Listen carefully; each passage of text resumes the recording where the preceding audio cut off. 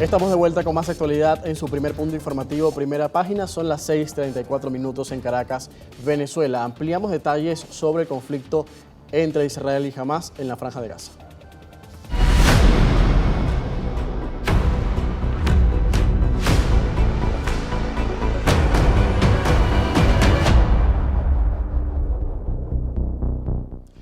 El Consejo de Seguridad de la ONU exigió este lunes un alto el fuego inmediato en la Franja de Gaza. El texto fue adoptado por 14 votos a favor y la inesperada abstención de Estados Unidos, una postura que molestó a Israel. Tras 5 meses de guerra y varios llamados bloqueados, la resolución llama a un alto el fuego inmediato para el mes de Ramadán que conduzca a una tregua duradera entre Israel y el grupo terrorista Hamás y exige la liberación inmediata e incondicional de todos los rehenes. Rusia y China habían vetado el viernes un proyecto de resolución propuesto por Estados Unidos que señalaba la necesidad de un cese inmediato de las hostilidades en Gaza y que vinculaba ese alto el fuego a la liberación de los rehenes secuestrados por Hamás el 7 de octubre. Hasta la semana pasada, Washington se había opuesto sistemáticamente al término de alto el fuego en las resoluciones de la ONU y bloqueaba 3 textos de este tipo. Israel denunció que la abstención de Estados Unidos en la votación perjudica su ofensiva contra Hamás y los esfuerzos para liberar a los rehenes. Además, anunció la cancelación del viaje al país norteamericano de una delegación israelí para hablar sobre el proyecto de ofensiva contra Rafah. La Casa Blanca respondió que está muy decepcionada por la anulación, a la vez que aclaró que la abstención en la votación del lunes no representa un cambio de política hacia Israel. Por su parte, Hamás saludó el voto del Consejo de Seguridad y reafirmó su disposición a canjear rehenes por presos palestinos inmediatamente. Esto lo reporta la prensa internacional tras la votación este lunes en el Consejo de Seguridad de la ONU. Nos conectamos para analizar este tema con nuestro invitado esta mañana. Se trata de Joseph Haish, es analista en política internacional y también especialista en Medio Oriente y terrorismo. Muchísimas gracias por acompañarnos, estimado Joseph. Buenos días, gracias por la invitación. Quisiera en principio hablar sobre esta resolución de Naciones Unidas en el Consejo de Seguridad y el punto particular que marca es la abstención de Estados Unidos. ¿Usted considera que esto vaya a representar algún cambio real en la política de Washington hacia Jerusalén? Y también, ¿qué implicaciones tendría esto? ¿Es vinculante esta resolución para que se detengan las hostilidades en la Franja de Gaza? Mira, en el momento se está liberando una guerra, una guerra de existencia, de hecho, entre el primer ministro Benjamin Netanyahu y el jefe de Hamas en la Franja de Gaza, Yahya el-Senwar. El dilema que tienen las naciones que están entrometidas en este conflicto, que no tienen la influencia que necesitan para influir a Benjamin Netanyahu o a Yahya el-Senwar para un cese del fuego. Porque los dos están jugando su futuro político y su existencia. En este caso, Naciones Unidas puede exigir, puede demandar y puede quizás hacer algún tipo de sanciones, pero en el terreno es completamente diferente. Es muy simbólico un voto en Naciones Unidas en cuestiones así. Los rehenes todavía están en manos de Hamás. Del otro lado, Israel insiste en su objetivo de destruir el aparato militar de Hamás en la Franja de Gaza. Es más, han dicho los dirigentes israelíes que hasta el asesinato de Yahya el-Senwar, que el tipo que orquestó, planificó, ejecutó la operación del 7 de octubre, se está dentro de sus objetivos. Así que hay mucha esperanza, mucho optimismo, pero cuando uno analiza a profundo lo que está pasando en el terreno, hay una carrera entre el optimismo y la operación militar decidida, de hecho, por el liderazgo israelí. ¿Qué implicaciones tendría esa operación militar terrestre en Rafah, la ciudad del sur en la Franja de Gaza, donde Naciones Unidas reporta que está la mayoría de refugiados palestinos? Están la mayoría de refugiados palestinos allí. ¿Cuáles serían esos riesgos que hay, sobre todo por el peligro que representaría para los civiles, a pesar de que Israel insiste de que allí están las bases de Hamas y busca desmantelarlas? ¿Usted qué opina al respecto? Mira, no cabe duda que cualquier operación, aunque sea quirúrgica, adentro de la ciudad de Rafah o alrededor del hospital de Al-Shafa, cualquiera de los dos, tiene un costo humano muy alto. Lamentablemente, que los militantes de Hamas están adentro de estas áreas y no se puede, digo, a la gente que no tiene experiencia en guerras urbanas, piensan que ¿por qué no separamos los dos? No es tan fácil. Cuando hay una milicia que es parte de la población civil, que no esté uniformada, no está distinguida con tanques o con carros, estoy hablando en este caso de los militantes de Hamas, entonces cualquier fuego que ellos tiran hacia un ejército organizado, como que es el ejército israelí, que tiene drones en el aire, tiene tanques en el barrio, responden al origen del fuego.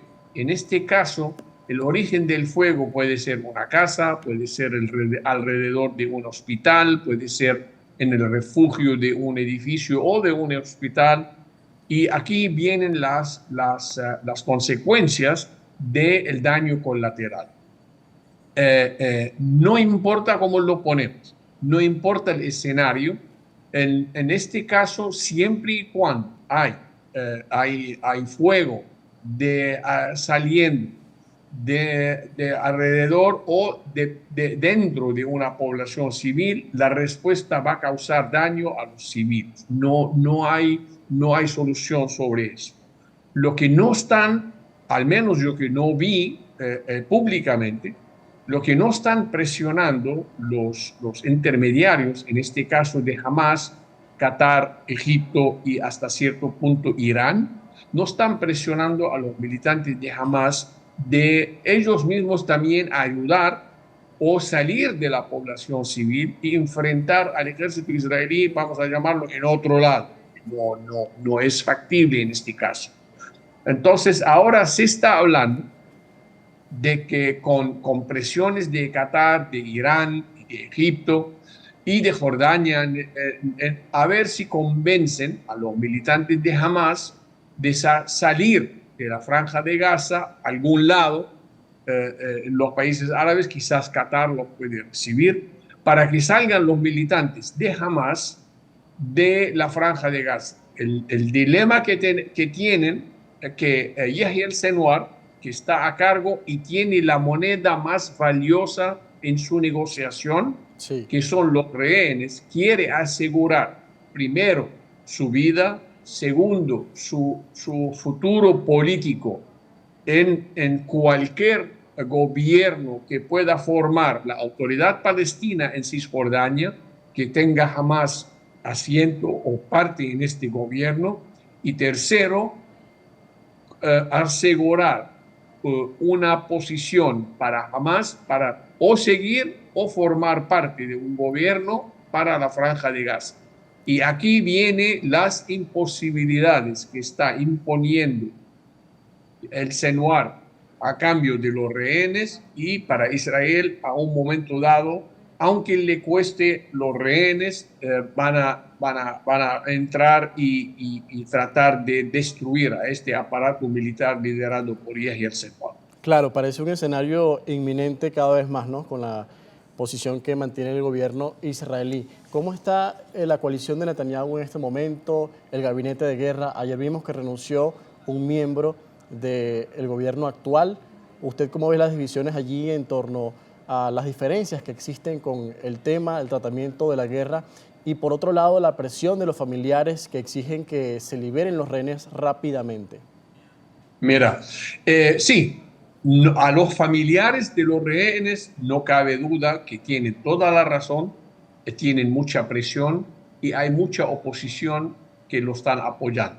Pero al mismo tiempo, las encuestas en Israel le dan entre 70 y 72% de la población israelí apoyando al gobierno de Benjamin Netanyahu para terminar, eliminar, destruir no solamente al aparato militar y a la organización de Hamas, sino también destruir a la organización de Hezbollah en el norte de Israel.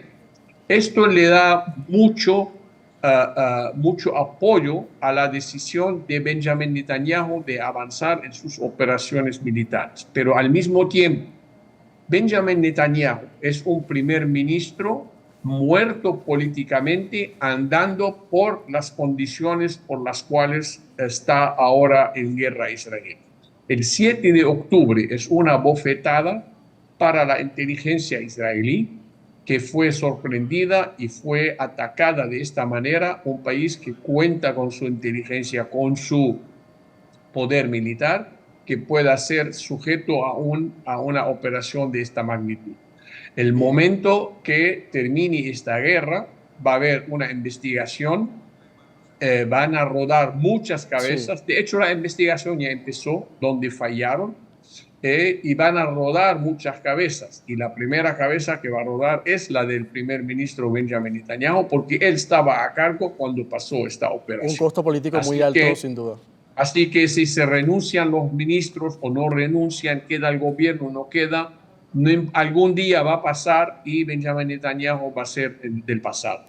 Ya se nos agota el tiempo, estimado Joseph. Le agradezco mucho por acompañarnos durante estos minutos. ¿Qué escenarios prevé en el corto plazo? ¿Qué va a pasar con esto? ¿Las negociaciones cómo seguirían? ¿Esas condiciones que se establecen entre ambas partes en qué ayudarían a continuar avanzando? Y además, también si esta resolución de la ONU va a tener algún efecto que pueda también resolver algo en cuanto a la liberación de los rehenes y la entrada de más ayuda humanitaria en la Franja de Gaza, porque es una realidad que hay una situación humanitaria muy complicada y Naciones Unidas reitera que está el enclave palestino al borde de la hambruna. Mira, va a ser muy difícil predecir las consecuencias si entra el ejército israelí a la ciudad de Rafah, Franja de Gaza. Al mismo tiempo, hay todavía un poquito de optimismo de que lleguen a un acuerdo, no solamente a un cese del fuego. El tema aquí, el cese del fuego que están buscando las dos partes es completamente diferente.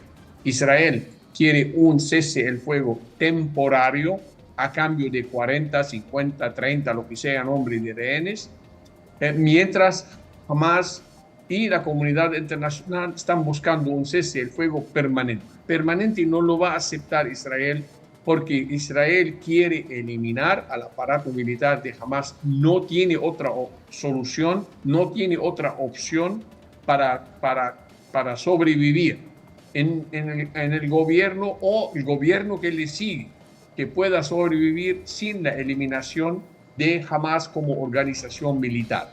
Entonces, aquí estamos buscando, al menos los que estamos observando el terreno, sí, estamos buscando al menos quién guiña primero, quién hinca primero para que puedan avanzar en este caso.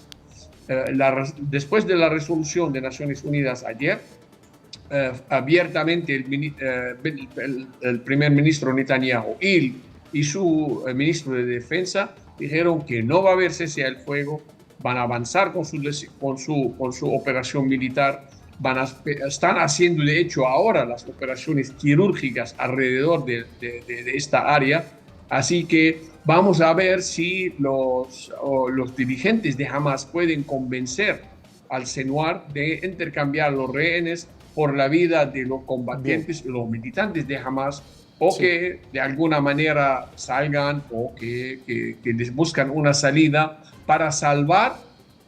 Mira, aquí estamos hablando, los israelíes rehenes de ciento y pico, se supone que hay todavía 60 o 80 vivos, con 30, 40 cadáveres, para terminar esta operación. Sí. Del otro lado, estamos hablando de 1,5 millones de sí, civiles palestinos a cambio de la vida de 2.000 o 3.000 combatientes de Hamas. Exactamente. Hay mucho en juego acá para avanzar. Estimado Joseph, muchísimas gracias por acompañarnos esta mañana en Primera Página para ofrecernos Con mucho gusto, que tengan buen día. Con nosotros durante esta hora, Joseph Hayes, analista en política exterior, además especialista en Medio Oriente y terrorismo desde Estados Unidos, analizando la actualidad en el conflicto entre Israel y Hamas en la Franja de Gaza. 6:49 minutos, hacemos la pausa en Primera Página. Después de comerciales se analiza en este estudio la actualidad política nacional. Regresamos.